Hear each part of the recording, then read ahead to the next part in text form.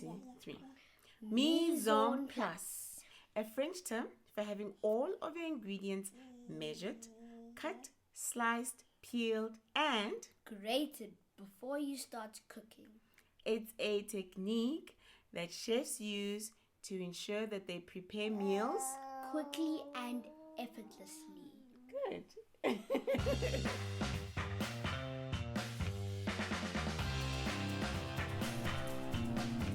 Hi guys, welcome back to my channel. My name is Nala Pududu and this is the secret life of my PhD, where we talk all things productivity, motivation, education and high performance. So the French term mise en place, I don't think I'm saying it right, but it's okay. Ne? That term means putting in place, and it's a term describing what the chef's kitchen is all about. Okay, everything in its place and a place for everything.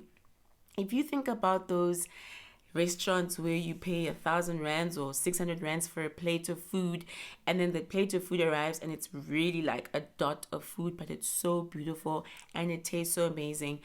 Those chefs, they take hours and hours preparing in the kitchen, and the food that they cook is so complicated, and they take a carrot and they make it into something like so amazing. But anyway, in order for them to achieve that magic, to create the art that they create, one of the most important principles about being a chef is that there needs to be organization in the kitchen. It needs to be organized, it needs to be orderly. In fact, if you think about like your own house, wherever you stay, if you say you've cleaned the house and you haven't cleaned the kitchen, that house is still dirty. If you have a dirty kitchen, you have a dirty house. So a clean kitchen is very, very important. So anyway, why am I talking about kitchens? Let me not get distracted. I want us to think about our brains as a kitchen. I want us to think about our brains as the kitchen, as the place where all the magic happens, all the creations take place, all the ideas come from there. That's the brain. So we need our brains, our minds to be organized. We want to eliminate clutter from our minds. Why? Because all of these things, they cause chaos, and that causes stress. And just talking about stress, we are dealing with a lot of stress in this day and age. And it's that kind of stress that you don't even realize you're dealing with it. And if you actually don't pay attention to it, you'll be like, no, everything is fine. But we are dealing with a lot of stress. I'm just going to give you an example. If you think about 40, 50 years ago, people used to go to work, 8 o'clock they're at work, and they work until 4 o'clock. All of their work stuff is at work. When they leave work behind. Then they come home, there's no laptop, there's no cell phone, so there's no working from home. And when they are home, they are literally home and focused on home. And even what was available on the radio, or later on what was available on television, it was really limited information that people were getting. So there wasn't a problem of information overload or work overload, which ultimately causes stress. If you fast forward a couple of decades and look at the life that we live today, we have access to information 24 hours a day. 24 hours. Kids as small as 12, 11 years old, they have cell phones. They can have access to information 24 hours a day. And that information is not filtered. There's information that is upsetting, information that relates to work. There's just so much that we're exposed to. And also, if we think about how we are when it comes to work, gone are the days when you leave work behind. You have access to your email. You can access your email on your cell phone or your laptop at home. So you never really leave work behind. So things really have changed. If you just ignore all the other things like the economy not doing well and, crime going up, if you just ignore all those things that can cause stress, and you just look at just simple things like information access and how we are at work, wow, we are carrying a lot. We're really exposed to a lot. So anyway, and I just want to come back to where we are right now. We're living in a pandemic, and when you live in a pandemic, as we all know, you wake up every morning and you are still living in a pandemic. There is no good news coming in. It is really like that kind of life. And that does a lot in terms of your mental health as well. So just talking about stress, there is a theory in psychology, and that theory relates stress to performance. Okay, it relates stress to performance. It's called the inverted U theory. So I'm going to put a picture of it somewhere around here, or I might just disappear and I'll have the picture. I think that will be better. Yeah, I'm going to have the picture. All right. So it's the inverted U theory. And what you have, I'm just going to show you the image now. What you have in the image is that you have a horizontal line, a line going from left to right, and that measures stress. And in that theory, they call it arousal. All right. And then you have a vertical line. That's a line going from top to bottom. And that line measures performance. So if your stress, it's from 0 to 1, and your performance is from 0 to 1. So now what that theory says is, as your stress levels increase, your performance also increase. So your performance line is the dependent variable. So as your stress level increases, your performance can also increase. But that is not something that happens forever. So it doesn't mean if you continue to be stressed, you'll always be performing better. At some point, you get to a point where you have too much stress, and then it affects your performance negatively. So what you then start to see is that there is a dip in your performance and it goes down. All right. So basically what this inverted U hypothesis or theory is saying is that the more stress you have, after some point, you are going to actually be negatively affecting your performance.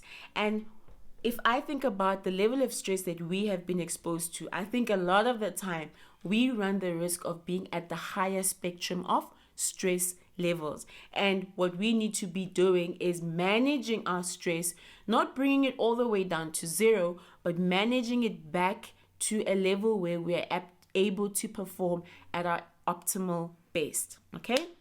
So with that in mind, guys, I want us to organize our minds. And I have 4 things. Yes, I have another list. I have 4 things that are very, very simple, very, very straightforward, but please look at them from the context of organizing the mind, organizing the space in your mind to have it spotless, to have everything in its place and a place for everything. And what that does is it helps to get you back to your optimal level of performance.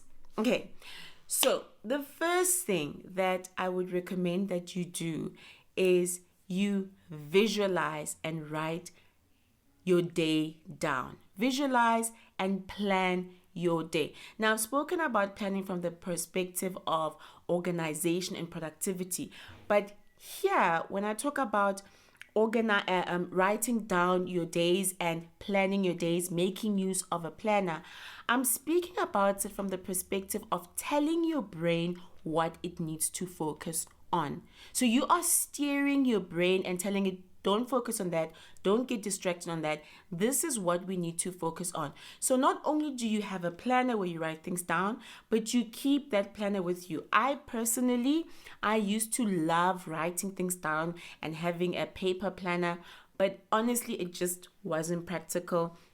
So I use my phone planner. I like the free app that you have on your phone for a calendar, and that is synced to my laptop. And every time I look at the home screen on my phone, there's my calendar, and I open it and I've got my plan. And what that does is it steers me, it tells me what I need to focus on. So for instance, it's Sunday and you need to plan for Monday, right? And you're going to work on Monday. So you don't write work. That's not what you write in your calendar. You actually start putting in what you want to focus on. Usually what we do with a calendar is we just use it to slot in meetings. But actually those are usually just distractions. So you need to know, okay, this is what I want to focus on, this is what I want to achieve, and you put it in your calendar. So if you need to work on a project and you need to prepare 5 pages of that project, you put that specifically in your calendar. And the night before, you look at your planner and you look at what it is that you need to focus on. What are you doing? You are telling your brain to focus, to not allow itself to be distracted. You're helping your brain to visualize, all right, so it knows what to do. Then the second thing, still in line with the visualization, but eliminating distraction. So that second thing is write everything down. Guys, I'm giving you free tips here. You don't have to spend money to apply these things, but they will change your life, I promise you. So write everything down. What do I mean by write everything down? I mean everything. And I'm sure you're going to tell me, no, I have a good mind, I remember everything. Really? Really? You remember everything? Everything? No, you don't. But let's just say you did. Let's just say you remember everything, okay? Do you really want to spend your energy thinking about the shopping list where you have to buy groceries like soap and Maltabella and milk? Do you really want your brain to spend energy processing such things? And what about those ideas that you have? You have a great idea at 10 o'clock at night. You think about something that can help you for work and you don't write it down. And then tomorrow when you get to work, you forgot what you were thinking. So I really, really recommend that you write everything down. The irrelevant things, the admin things where you need to say, I need to replace my tires. I need to go pick up the kids at this time. I need to renew my license. Write it down. Don't allow your brain to spend all that energy processing irrelevant facts, but also the good ideas that you get. Don't let them float in your brain endlessly, not having a place to stay, a destination. Write it down. You're giving yourself an opportunity later on. You're like, but I had an idea. What was that idea? You go back and the brain's like, yes, we had this idea. This is what we were thinking. So remove the clutter from the kitchen. Don't have things lying around that don't need to be there. Write them down on a piece of paper and help your brain process information faster. So that's number 2.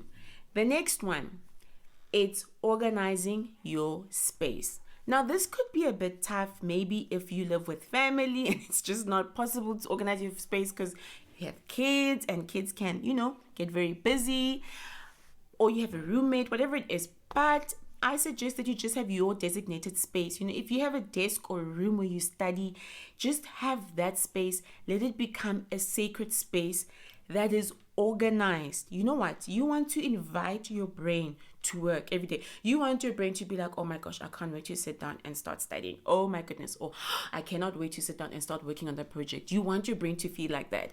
And an organized space communicates that message. It communicates Zen to your brain. Like, this is working. This is our space. We are free. We are organized and we are getting into it. Right. So organize your space because it communicates organization to the brain. And then the last point is eliminate multitasking in your life. Try not to multitask. I know it's difficult. We think we can multitask, but honestly speaking, I don't think we can multitask.